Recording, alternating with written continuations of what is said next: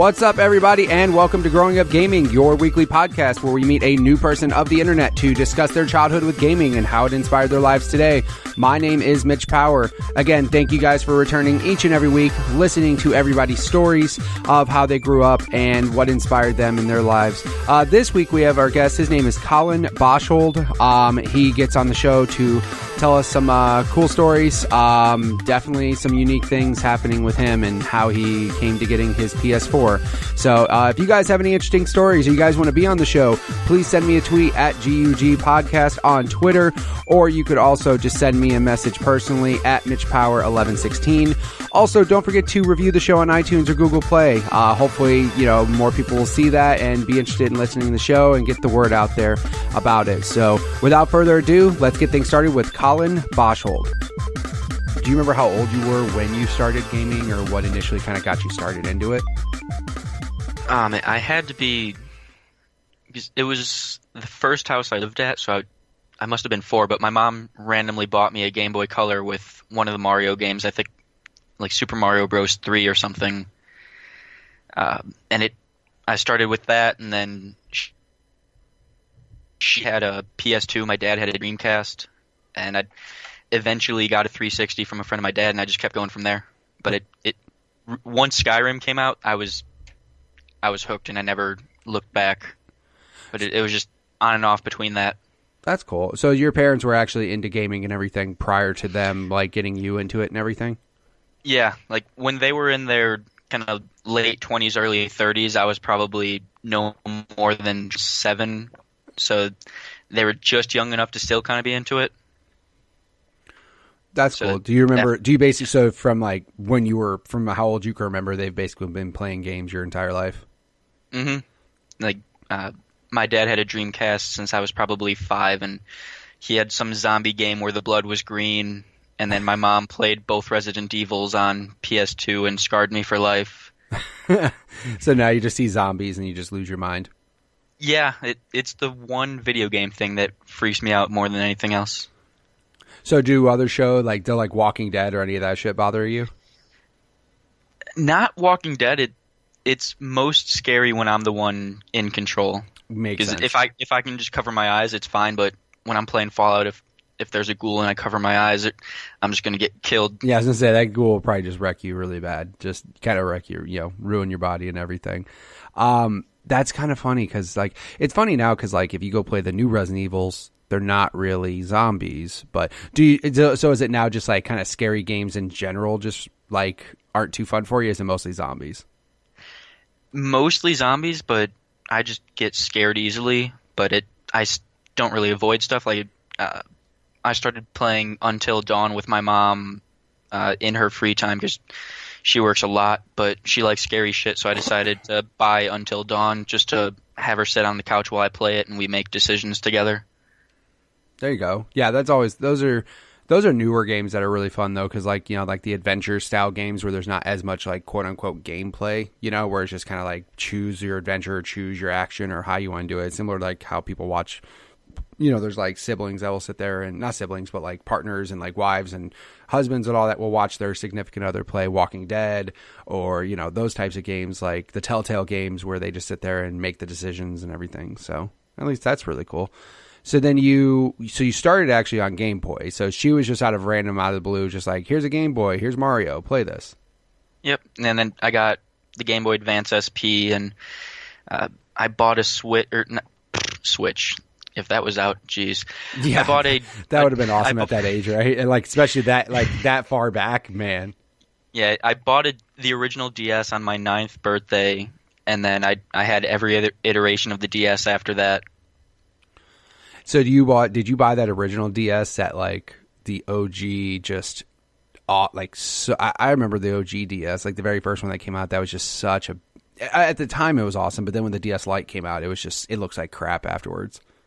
Yeah, I still have it somewhere, but it was big and bulky, and I think I put a Nintendog's skin on it, and the adhesive never came off 10 years later. Right, yeah. So, dude, I remember Nintendogs being the shit for that. That was everybody was all about it, man. And then they had the 3 different versions of the games. They had all these different dogs in them. So, yeah, that was a big thing back then. But yeah, that was.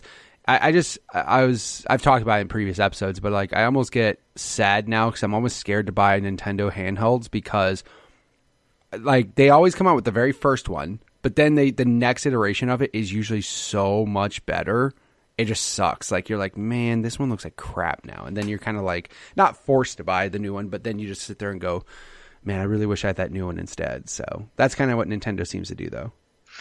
Yeah, I dropped off the Nintendo game for a little bit after the DSi came out because once they announced the DSi XL, I felt kind of burned. And then when the 3DS, I waited until the Pokemon game was announced and they had a 3DS XL. I kind of learned my lesson after that. Right.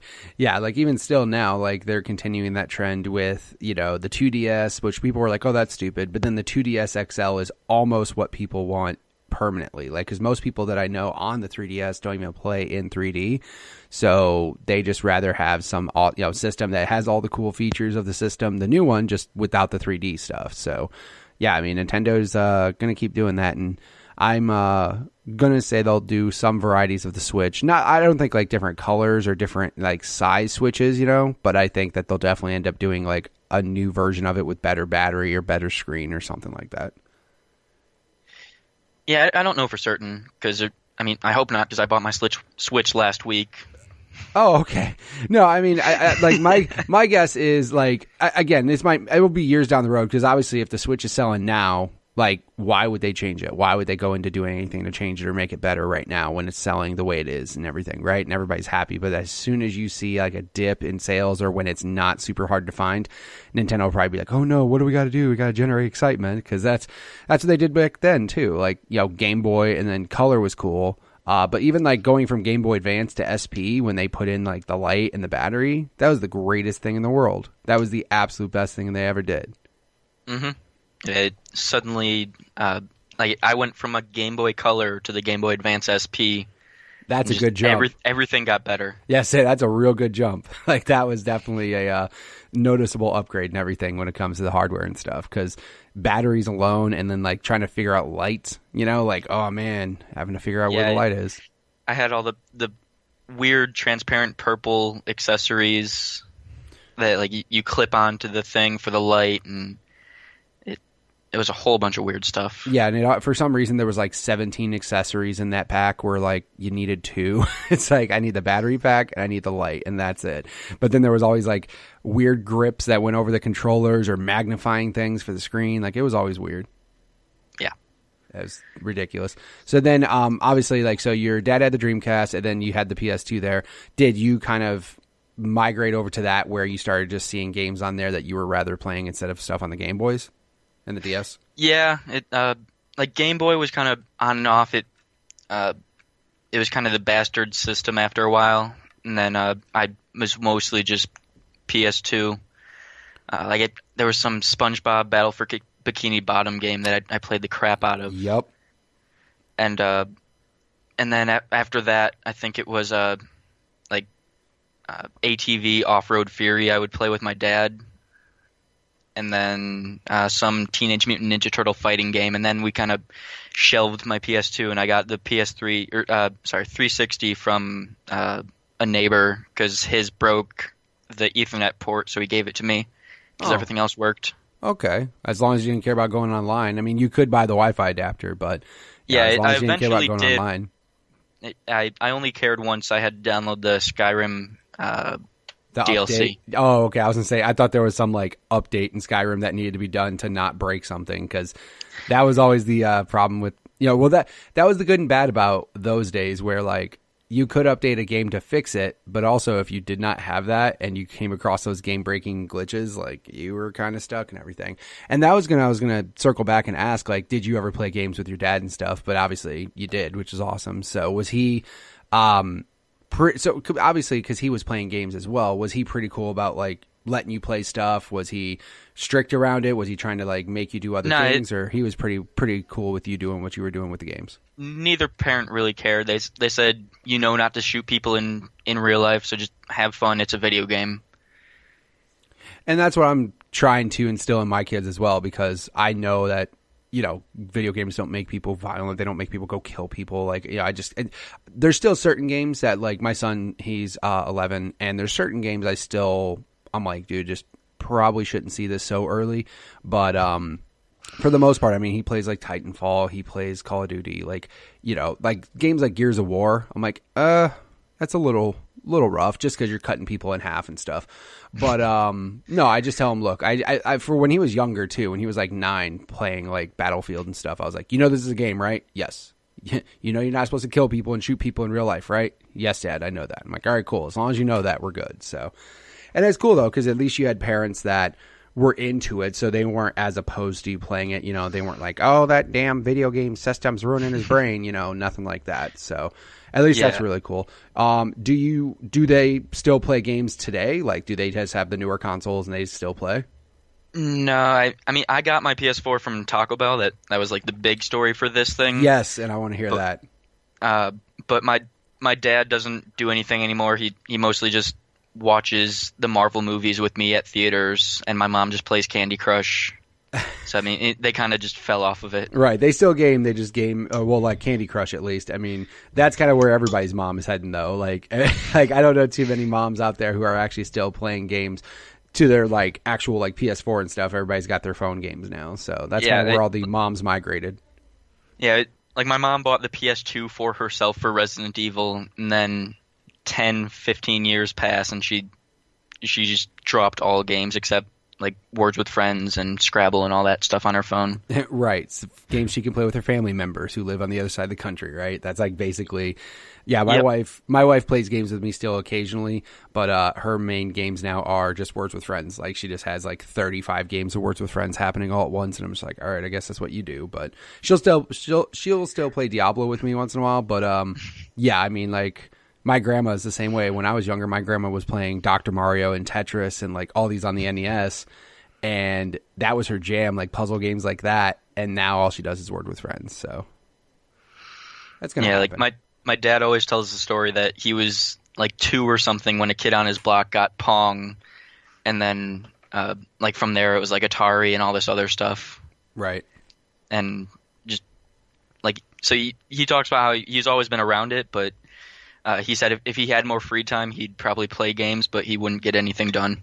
Very true. Yeah. I mean, obviously, it sucks because, once as you grow older, you have more and more stuff, more and more responsibilities, and then gaming time gets shorter and shorter. So you just got to be more selective with, unfortunately, the time that you have and what you can do with it and everything. So then, obviously, so he was still playing with you, though, during PS2 era and all that stuff. So then PS3 happens. You kind of go that route. And then what do you remember, like, specific games you fondly remember playing PS3, stuff like that in that time frame? I never had PS3. It was 360. I misspoke. Oh, you're fine. But the most memorable ones were just Fallout 3 and Skyrim. Like, those were the huge games where, like, my friends would make fun of me because they're like, "Hey, Colin, what are you doing?" And it's Skyrim, as always. Skyrim. Yeah, it's just like it was just a constant thing because Skyrim and Fall. You pick 2 games that basically you don't have to stop playing. Like, you can just keep doing side quests and like all this shit. I mean, yes, eventually there is like a point in time when you're going to do everything in the game, but then you could just restart it and play as a different character and do it all again. Like, it's just like, those games tend not to end. Like, I had 2 or 3 playthroughs on each game because I would just start over, try something new, or one time I thought my 360 was broken, so I deleted all my save files. I'm like, nope, that wasn't the answer. Oh my god! I had to start from scratch. Oh my god, I can't even imagine that. Like, thankfully, technology now we can go around that, but yeah, I mean, deleting save files, like I would cry if I had to do that. Like, that sucks. I have like a story. My son. I was playing Kingdom Hearts Dream Drop Distance on 3DS, and I put probably 30 or 40 hours into it. And then all of a sudden I came home from work one day and he was playing it. And I was like, oh, that's cool. You didn't ask, but that's cool. What are you doing? And he showed me. And then I was trying to remember, I'm like, are there different save files for this game? And then I opened it up and realized he overwrote mine to start his. And that was the day I stopped playing that game because I refused to put any more time into it. I was like, you know what? I'll just look up the ending online. I don't want to do this anymore. I was like just beyond upset. So I can't even imagine having to delete those save files where you could put even more hours into it. Yeah, and I did a couple of the Lego games here and there. Like once Lego Batman 2 added the voice acting, those games got a lot more interesting for me. And the game that I was hyped beyond compare for was Transformers War for Cybertron, the second one. Great game. And I pre-ordered it. I got all those bonuses. I've got the poster from Game Informer on my wall. And that was just the game I was hyped for because I wanted to play Grimlock. Right. Like I grew up vicariously. Like I was born in late 90s, 97, but I grew up around people that still loved Transformers. Like when I was a kid, one of my mom's boyfriends, because they divorced when I was unable to remember, like he had all the Transformers on VHS from when he was a kid. He recorded it on VCR. So just every Saturday or something, he would just put on the VHS of G1 Transformers, and I would just watch it and adored the hell out of it. And then Armada, Energon, all those series came out, and I'd watched more than half of them. So that was like my huge obsession. That's awesome. Yeah, like that's what I was like.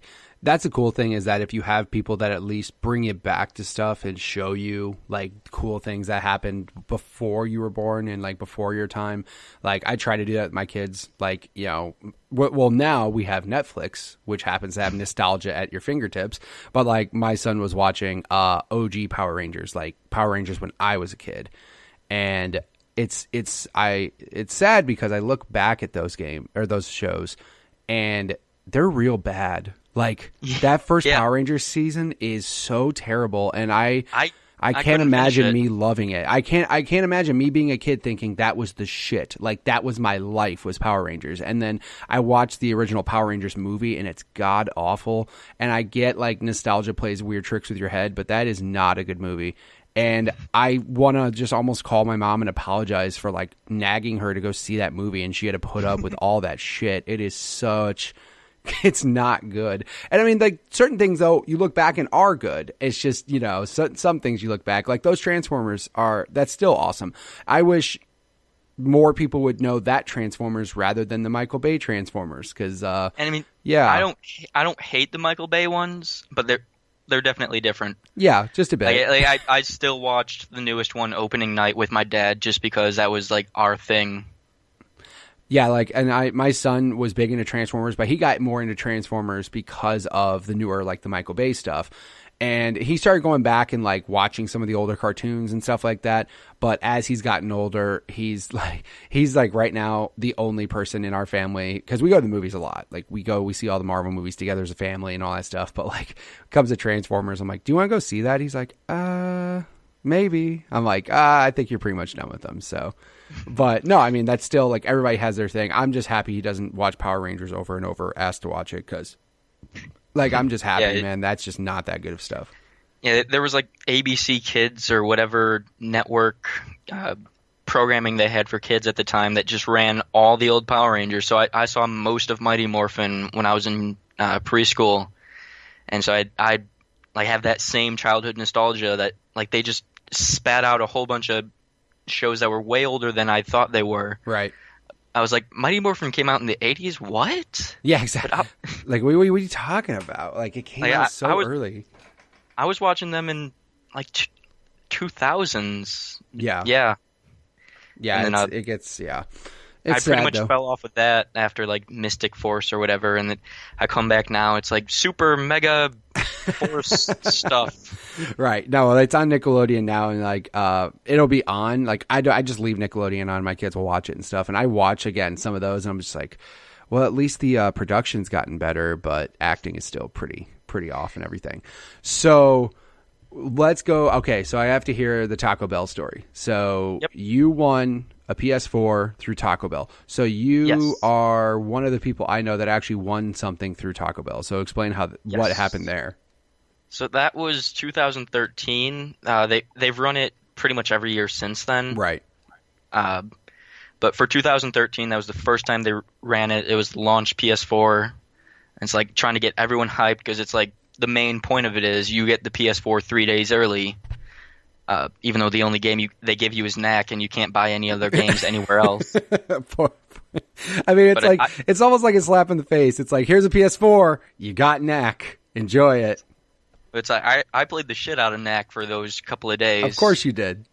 But so I just have always liked Taco Bell because that was one of my mom's like pregnancy foods where she's just like, I need more fucking Taco Bell, just shovel it in my face. And so like it doesn't give me problems, and everyone's like, oh, Taco Bell makes me go to the bathroom, but never for me. Like I've had, I joke that I've had Chinese food from the mall that's hit me harder than Taco Bell. Okay. And so I was just like, oh, there's a new box, and at the time I wanted the Xbox One, and but I wanted to try out their new box because it was like I think that was the first time they debuted the like Doritos Locos Tacos or something like that. Right. Had some like combo box that had that with this and this and this and this and all this in there at the same time. Right. They give you a code that you have to text in, and so I'd already bought two of the boxes, didn't win anything, and the afternoon before, because I was a sophomore in high school at that time, I was joking to my friends that like, oh man, this PS4 thing, I don't really want it, but if I win it, I'll take it. And so I go home. My mom's like, "Hey, have some Taco Bell," and it's like just there. It's like, hey, have some Taco Bell. Yeah, it's like she doesn't feel like cooking. Have some Taco Bell. But I don't text the code in just yet. I wake up, get ready for school. It's like I still have the text message saved in my phone just because it's cool. But it was like 6:28 in the morning. I was like, oh shit, I got to text in this code. So I do it. I kind of walk away, and I come back. It's like, you're a winner. I look at myself like, the fuck? Because that's that you know the chances of it saying that rather than please try again or here's a free taco instead. Like it's like please try again next time. Yeah. Whatever for the other two, and I scroll and it's like, you're a winner. Click this link to verify, and I'm like, you kidding me? Because I'd only been up for less than an hour. I was not prepared for Taco Bell. And so I start going through the motion, just entering in the forms. They're like, oh, you got to be 18, and I was maybe 16, 17 at that time, 16. So I just use my mom's name and stuff, and I just fill it in, and I wake up my mom, and she's half awake. I'm like, hey, I won that Taco Bell thing. She's like, what? And she's half awake, not even listening to me. And I said, it'll be here in a couple of months. That's crazy. It was like, oh God, August or something like, or not August, but early October. I think I won it. Right.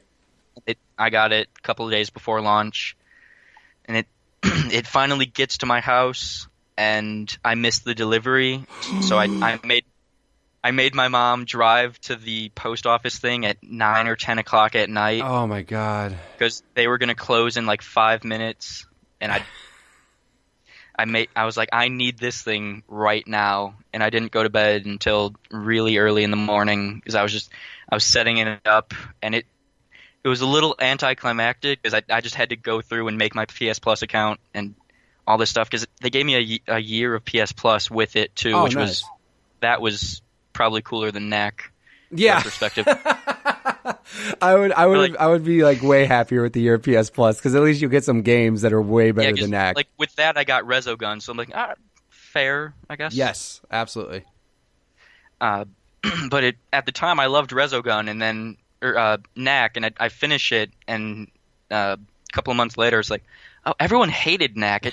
I didn't realize it was that bad. You have the blinders because you were just so happy to have it and so happy to play something that you just played it and you were like, no, that's a good game. But then you look back and you're like, you know what? That probably just same thing with the Power Rangers theory. It's like at first when you're a kid, you see it, you think it's awesome. Then you go back as an adult and you're like, what is wrong with me? It's the same thing. It's just you were so happy to have something to play, especially earlier than everybody else. Yeah, and because even thinking back now, like if I had never won it, I probably still wouldn't have a PS4 in 2017, and I got it in 2013 because it was expensive, and it still is. Right. And I pretty much only got my Switch because I was like, it's going to dip into my savings, but the Switch is on sale. There's a bundle at GameStop. I'm just going to do it and suck it up for a little bit. Did you ever end up getting an Xbox One or after the PS4 where you're just like, well, this is my console going forward just because it basically cost you the box of a Taco Bell box? Yeah, it basically cost me like $15 for the PS4. Right. Because it was the third try. But I never got an Xbox after that. It's so funny because my brother-in-law tried so hard. He's like, bro, there's a gold PS4. And he kept going to Taco Bell. And and every time we'd go, he kept asking me to order the box, even though I didn't want half the shit in there. I'm like, I'm not ordering that box so you can get a PS4. I'm not doing this shit.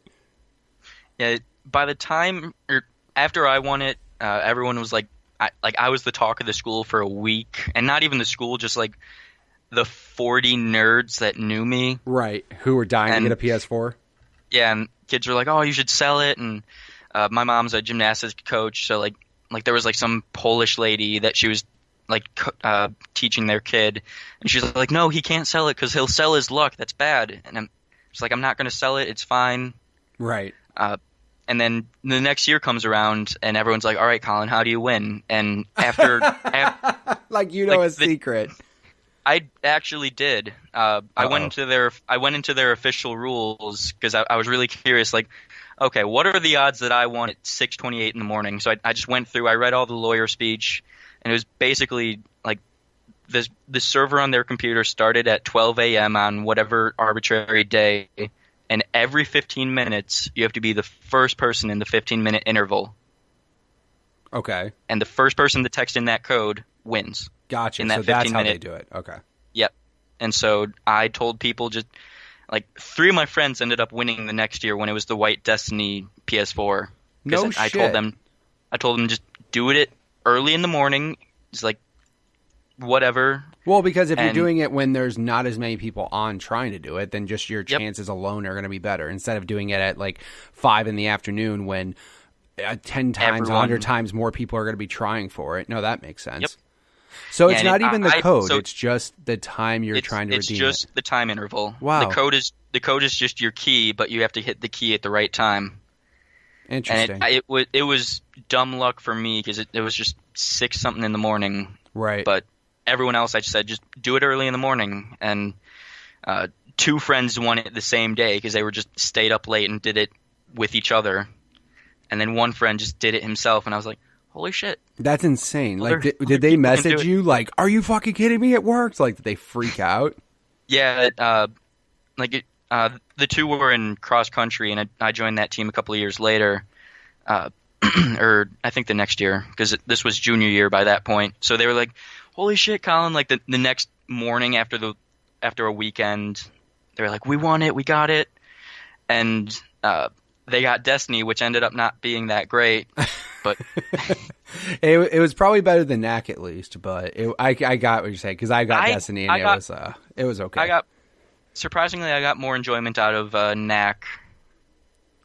That's true. No, like vanilla Destiny, I'm sorry, it's not that good of a game. Like I remember buying it because I was like, this is supposed to be awesome. Of course, Bungie's doing it and they did all the Halo, so why would I not love this? Because I really like Halo. And then vanilla Destiny was so goddamn boring, I just couldn't stand it. I was just like, you know what? I don't want to do this.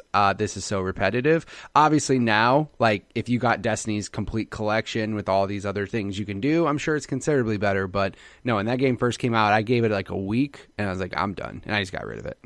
No, I got the digital deluxe of that game, which was a huge slap in the face.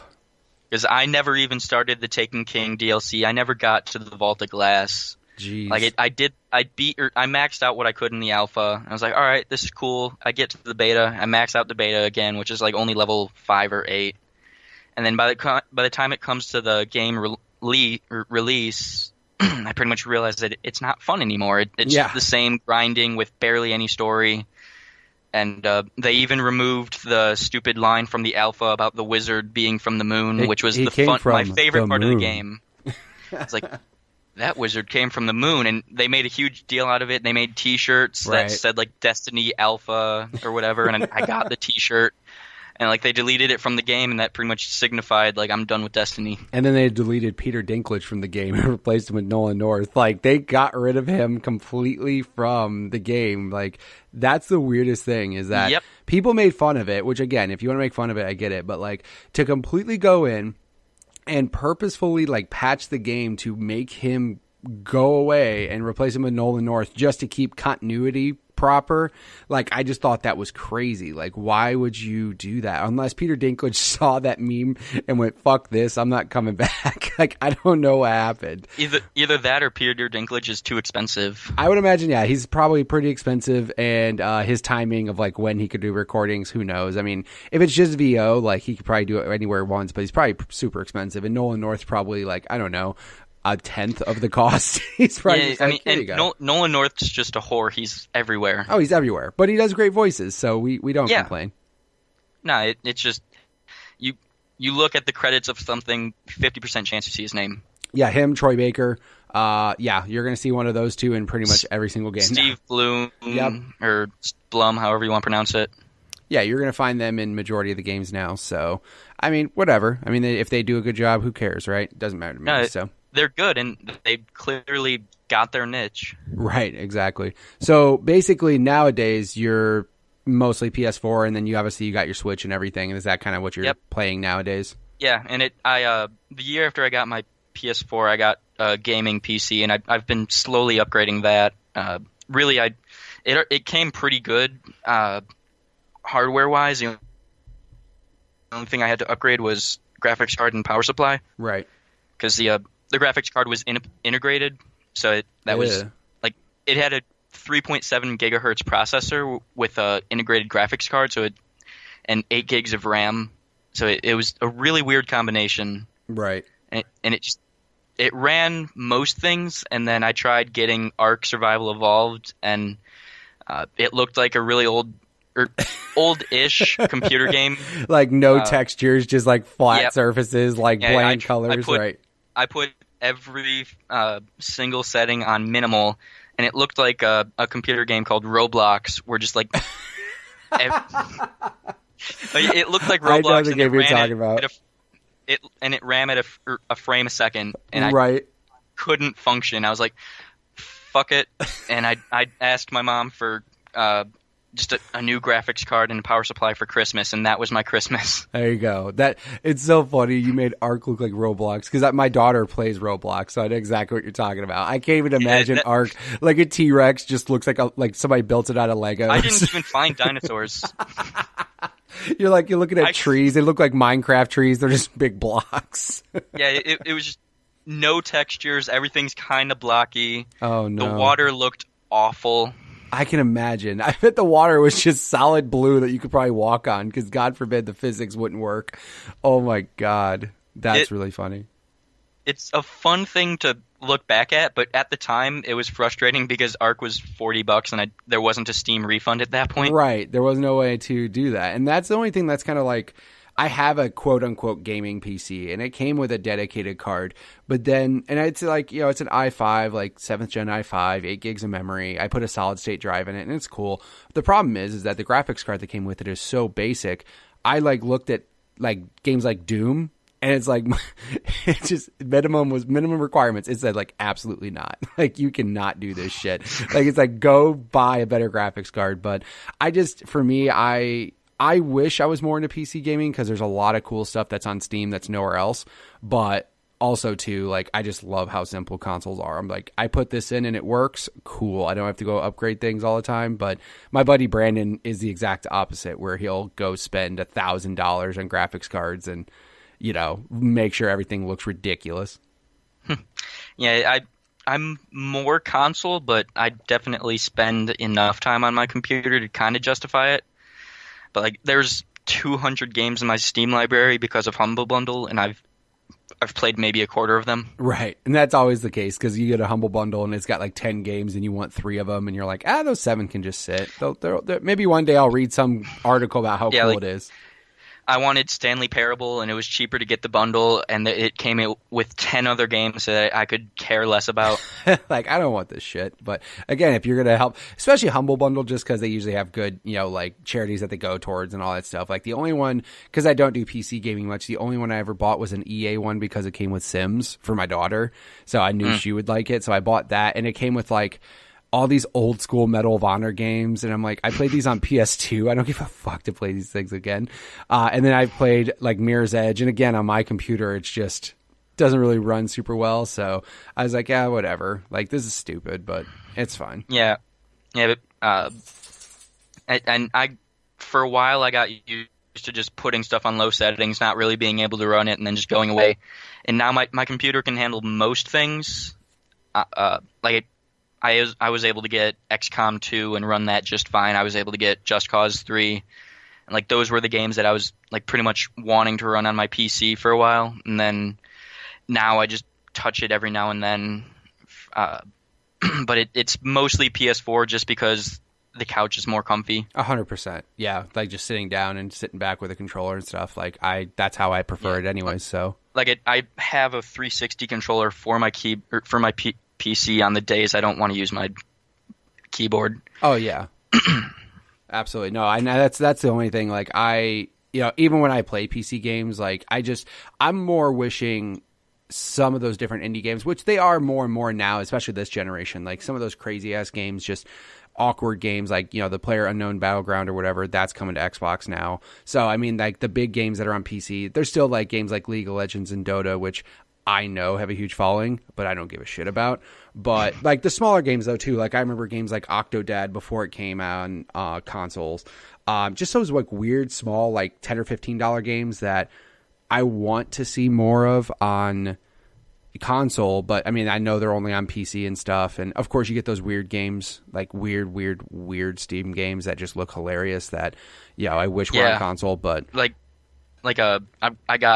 was one Humble Bundle, so I got like a bunch of Japanese dating sims and shit, and like the recent Projects Sekai bundle, and I'm like, this is gonna be weird to play alone, but it'll be funny if I play it with my best friend. Yeah, playing it alone, you'll get some awkward eyes. Playing it with like a group of people, it's just funny because you're making fun of it. But yeah, you don't want to look at your Steam friends list and see your buddy playing that and like, dude, what are you doing right now? No, it's like you can hide games from your profile, and I haven't gone that far, but I just go offline. It's like I'm playing a shitty game right now. You don't want to catch heat for it. Don't want to catch heat from your friends. Like you'll get that message or that text like, what the fuck are you doing? What are you playing that for?